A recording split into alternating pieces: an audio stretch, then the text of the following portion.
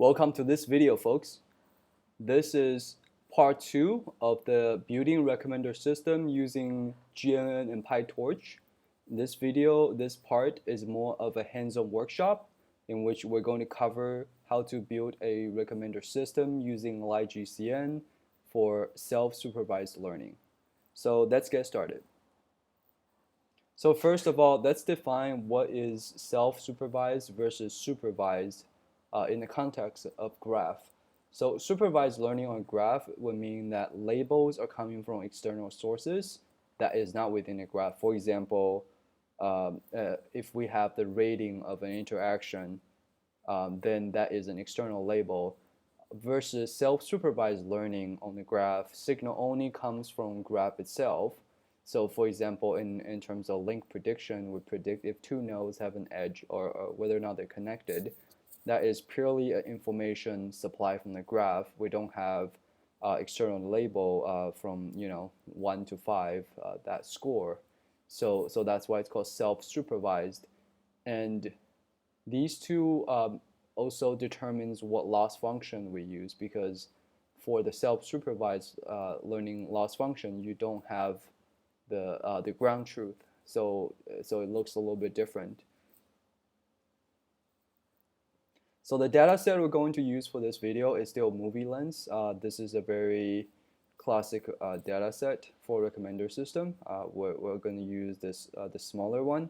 Has about 9,000 movies and 600 users.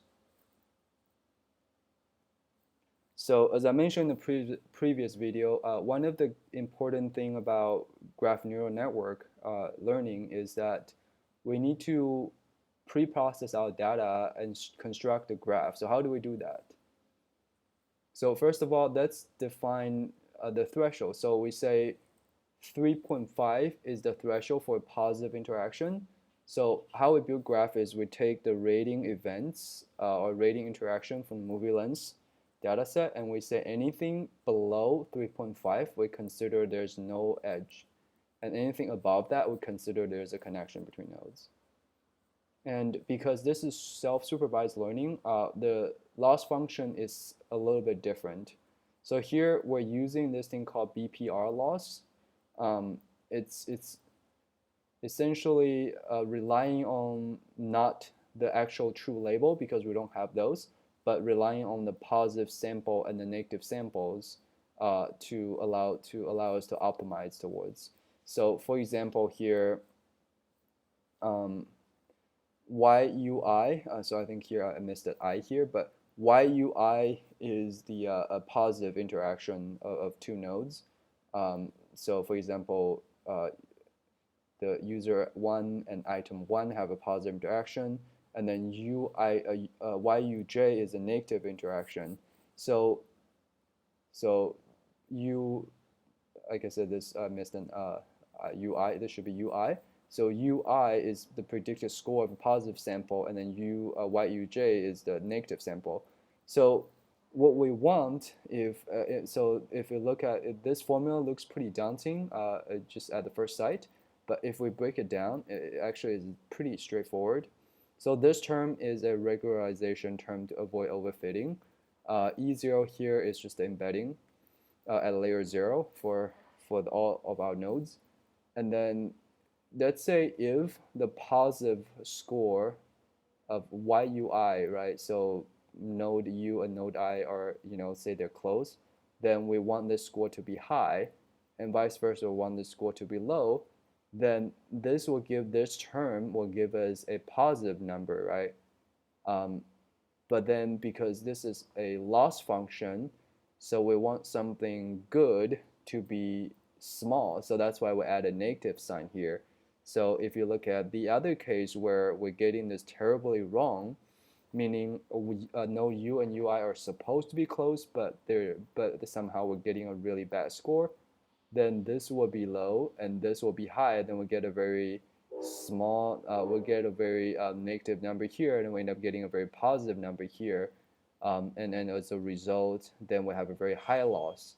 So if you break it down like that, then this is pretty self-explanatory. It's basically forcing the positive score to be higher and then the negative score to be lower and then adding those negative signs so it semantically makes sense as you know, as we define as a loss. So that's the setup. Now we can go to the code.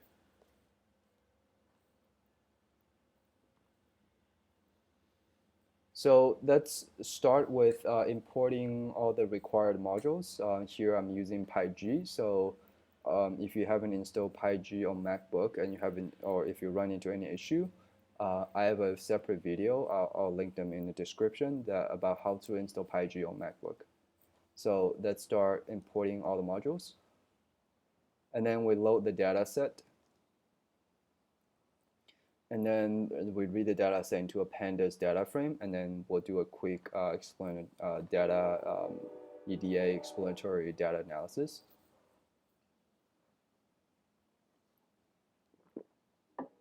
So let's run this cell. So this is kind of what the rating data frame look like. And then as we can see that, you know, for if you we have, you know, about 9,700 movies and 600 users. So that is exactly what was mentioned in the dataset website, right? About 9,000 movies and 600 users. So if you look at the IDs, the user ID range from 1 to 610, and movie IDs range from 1 to this very, very high number, like 190,000. So what that's telling me is I cannot directly use this movie ID for my embedding lookup because, you know, like any indexing computer starts from 0 to the total number of unique numbers, right? So I need to do some pre-processing. So this label encoder is exactly for that purpose, at least in this context. In some other contexts, if it's used for not like user ID, movie ID, but it's for like a value, then you know you need to do fit transform for training, and then just transform for test set. But here, because the sole purpose is just to bring the range of user ID and movie ID to within the total number of unique IDs, right? So we can just fit the entire input data set through this. So let's do it.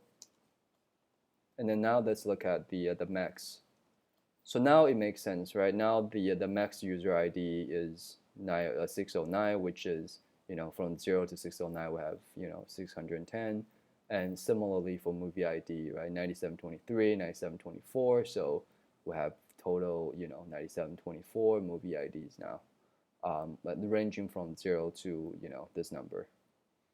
So next, let's look at the rating distribution. This is sometimes helpful to determine what do you use. That's kind of like a cutoff point for your threshold. But here I picked 3.5 because it sort of just, you know, makes more sense. Like it's slightly higher than the middle. So this cell, what it's doing is converting the data frame into the edge index format. So let's revisit this slide in the previous video where, if you recall, this in the COO format, the edge index is just a list, you know, a list that has two lists. One is row, this one, and one is called column. So sometimes they also call source or destination. So essentially, it's just edge index is just these two lists. So that's edge index. So that's exactly what I'm doing here. Basically, building this edge index based on the threshold. So here default at 3, I put a 3, but later on I'm going to pass in a 3.5. So here I'm building my edge index based on the threshold, and then it will output basically a list of two lists.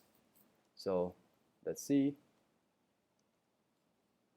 Right, so I have 2 times 48,000. You know, this is the length of the interaction of the length of all the interactions that's above rating 3.5, and 2 because it's these two.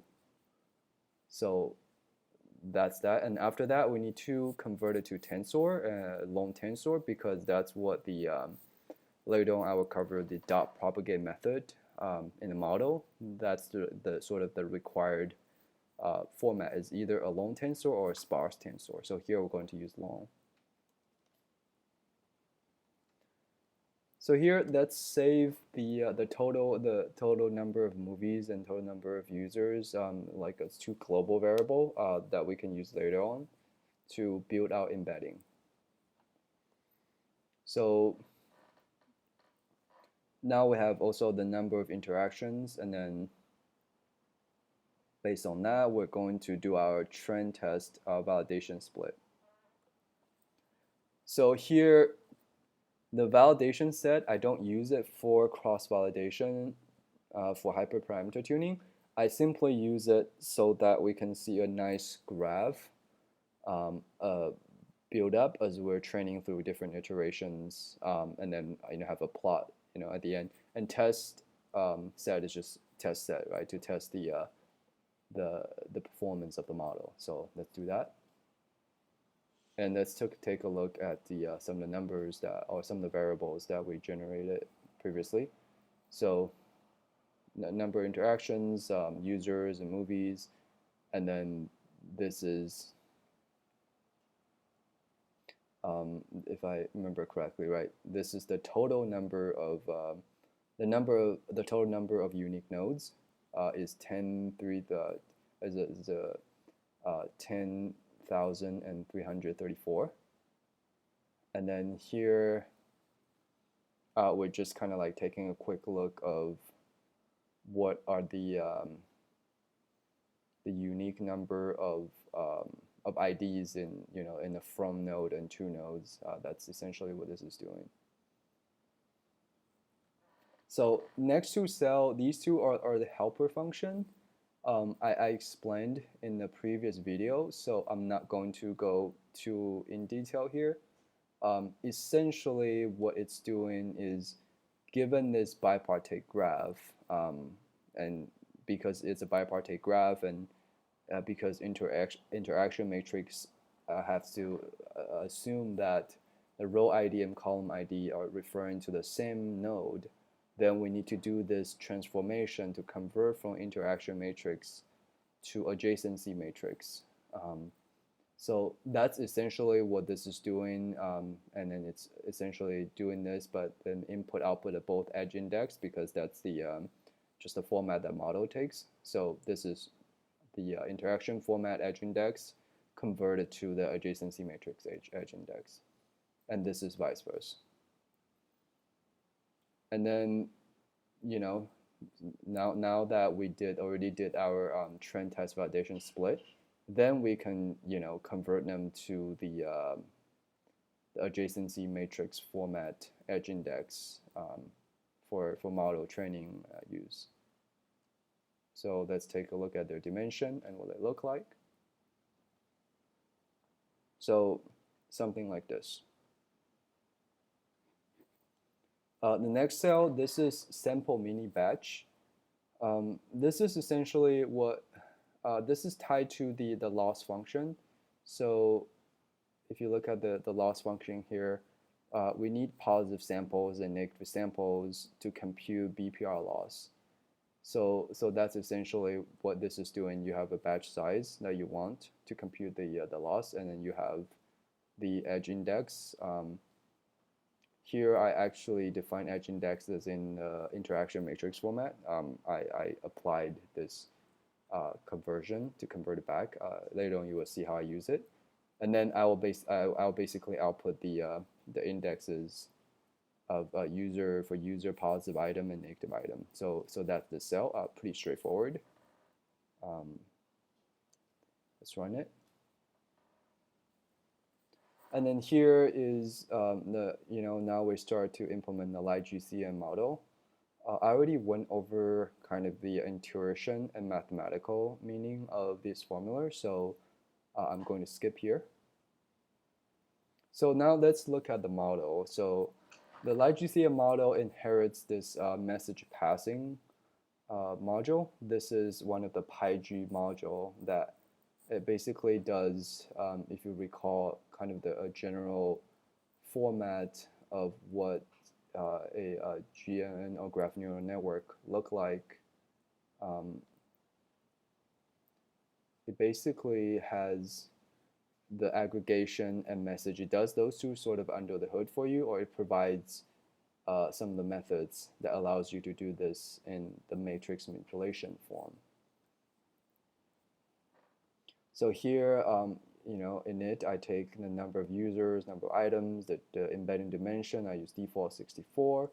K is the number of layers, and then whether or not I want to add self loop. For LightGCN, we don't, according to the paper.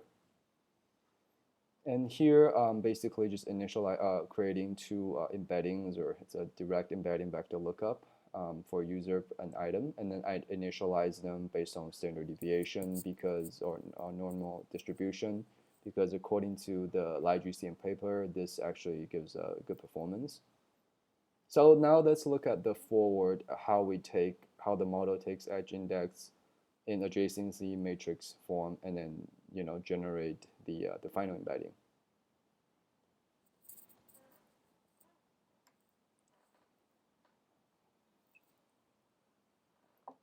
So the first step here is we need to get this GCN norm.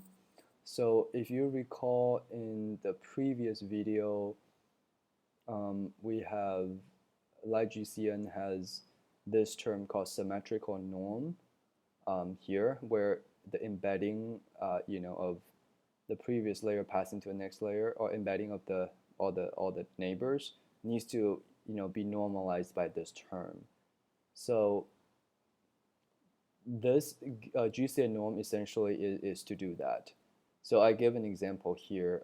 This is actually doing in a matrix manipulation form. So, given, say for example, if your original edge index looks like the following, right, with the dimension of such, right, 2 times 99,000, then an output of the GCN norm will give you a tuple where the first part of the tuple is just your original edge index, and the second part is the GCN norm, which is essentially just this,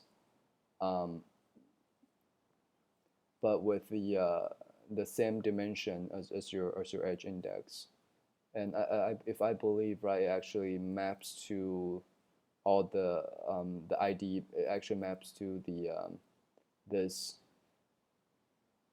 So if you look at the this node, actually maps to here, and this node ID maps. This is the corresponding GCN norm for that. So that's how you compute it, and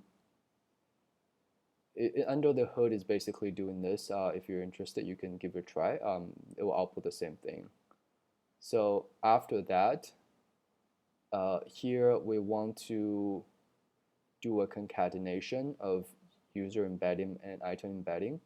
Notice that this is not the same as we remember in the one of my video on neural collaborative filtering, where I am concatenating them on dimension 1, which gives me the 1, which gives me, this will become 128. This is different. This is basically concatenating them on dimension 0, so it will become the total number of unique ID, unique nodes, times the embedding vector length. And this explains why we need to convert the edge index into the adjacency matrix format, because later on we're going to have to use the edge index to retrieve the embedding lookup. So it has to be a one-to-one mapping. So if the model cannot take in interaction matrix, because it will get confused whether or not the number 0 means it's an item or user. It will get confused. That's why we need to convert it to adjacency matrix. So that's that. And then here in this step, we create a list of embeddings that later on for to do the basically this is to store the embedding of different layers. so we can get a final embedding given all the embedding information. And then here we want to initialize embedding k. K here is the actual, this is the one we're actually going to push it through our model. So we initialize as with the embedding 0. And here we use this dot propagate that I mentioned before. This is the a method provided by or inherited from this message passing module, that it will actually do the pushing through the network or pushing through the graph for you. So it will essentially do this for you, except for it's in matrix manipulation. So it's essentially something similar to what this formula is right here, given the embedding, and then this you see embedding 0, and I just push it through, and then adding it up is I'll explain the code as well. So here I push it through, and then so I push through the network through multiple layers, and then each layer I append that to this embedding list. And then once I've done that, then I can stack them on dimension 1. So if you look at this essentially I will end up getting this, so it will be in this shape now, total number of unique nodes times the number of layers plus 1 times your embedding vector length. And the reason this is plus 1 is because we initialize the list with embedding 0 already and then push it through 3 times, right? Say hypothetically we have 3 layers, then that's why this is 4. But the stacking here is basically just turns this list of embeddings into the tensor format, so we can perform matrix manipulation using the PyTorch library. So then this is what this step is for, right? We do torch mean, which is essentially multiplied by this hyperparameter alpha k, because in the paper it says, in the LightGCN paper it says alpha k, if we just use 1 divided by layer number plus total number of layers plus 1, that gives good performance. So what all these part is doing is essentially just doing this to give us the final embedding. So that's that.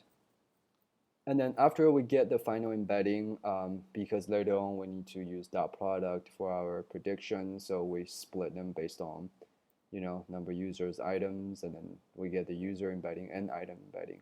And then we output the final embedding as well as the initial embedding at layer 0. And that is because the BPR loss actually needs both, if you look at the formula. If you look at the formula of BPR loss, to compute y hat ui and y hat uj, you need the final embedding, and then you also need the initial embedding here. So that's why.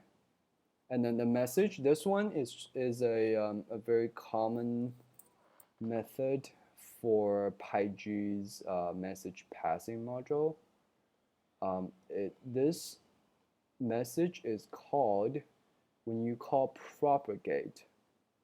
And essentially what you need to define here is you just tell the model what you want to do with these 2 terms. So norm, I explained, is the symmetrical norm that look like this. And xj is actually in the shape of edge index length times the embedding vector length. So it's basically the embedding of all the neighbors based on the source list. So if you print it out, it will basically look like what I just described. And this is used when you call propagate. It actually calls message and aggregation, and I think that's pretty much it.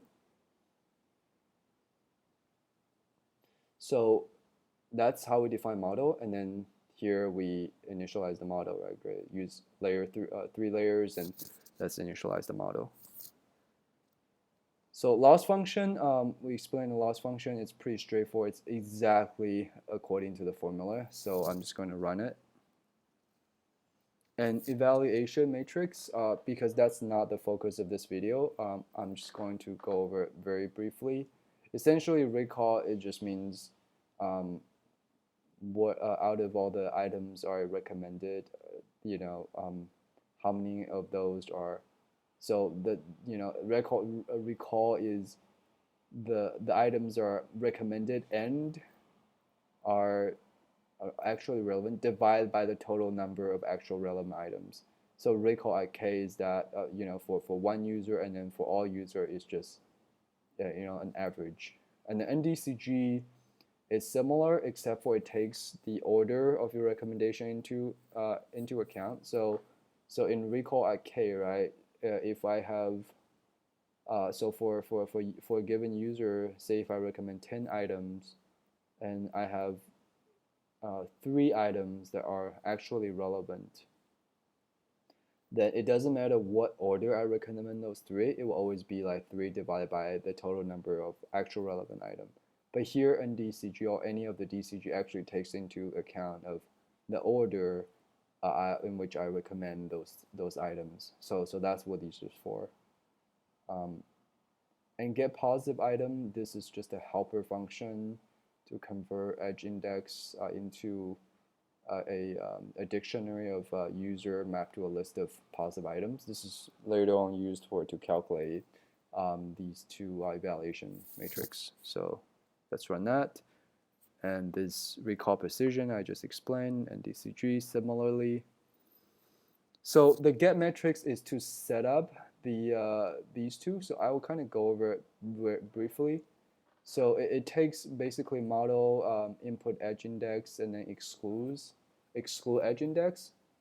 So the reason we want to exclude is because when we generate the kind of the predicted rating matrix, for example, for validation set or for training set, we want to mask out those interactions that are in the training set, because they are not part of the they're not part of the data set. They're not part of the validation set. So that's why. So it goes as following. So it takes in. So here I'm basically taking the user embedding and item embedding in the form tensor. That's how you do dot weight, and then you convert the input edge index from adjacency matrix form to the interaction matrix form. And then you do the same for exclude edge index. And then here is the dot product of 2 matrix of user embedding, item embedding, to give you the predicted rating matrix in the shape of number of users times number of items. So let me just write it.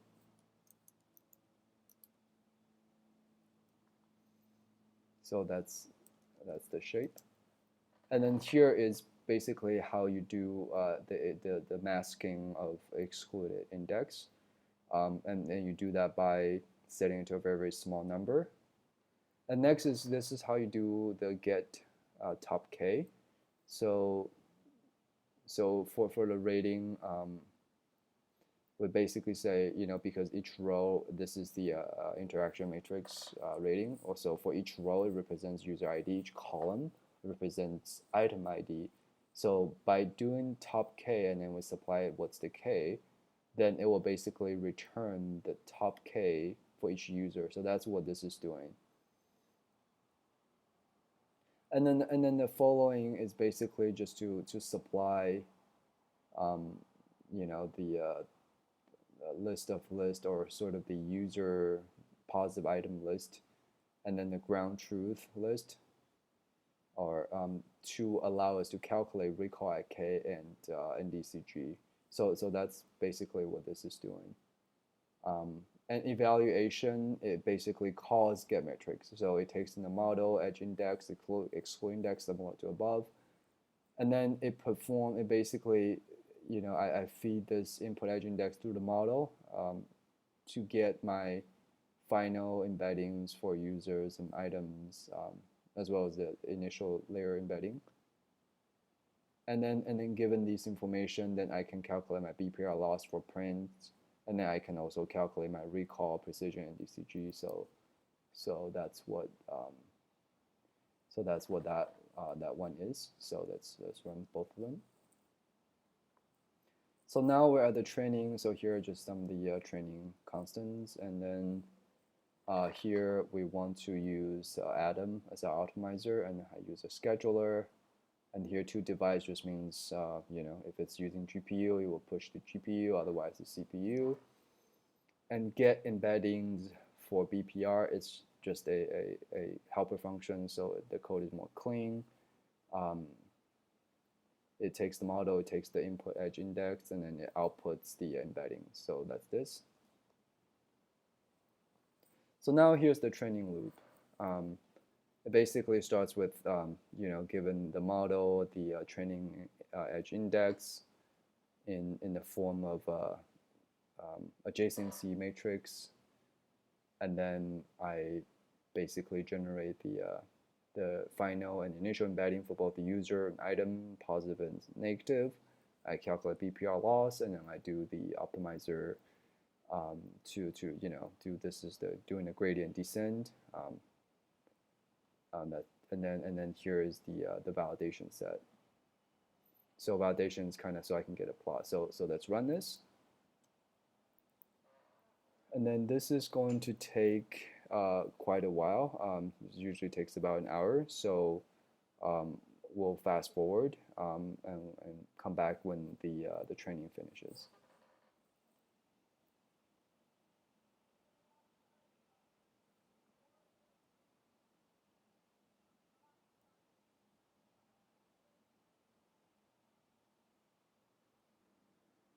All right, let's see if the training is done. Looks like it is. It took about 1 hour and 20 minutes. So let's scroll to the bottom to see what the validation recall at K look like. So the validation recall at K at 20 is about 15%, 14.8, and the precision is about 4%. So, and that is a DCG value right here. So let's plot it. So as you can see, the validation and training error or loss both slowly goes down. The validation error here is a little bit smoother, and that's because I sampled it every 200 iterations, so it's less data points. And then next, let's plot the recall at K.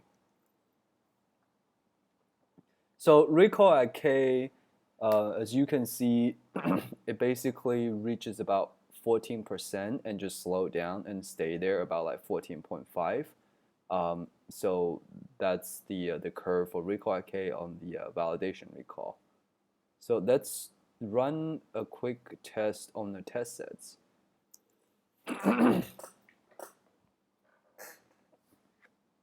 So for the test set, recall at 20 is about 12%, and precision is about 4%, and NDCG is 0.09.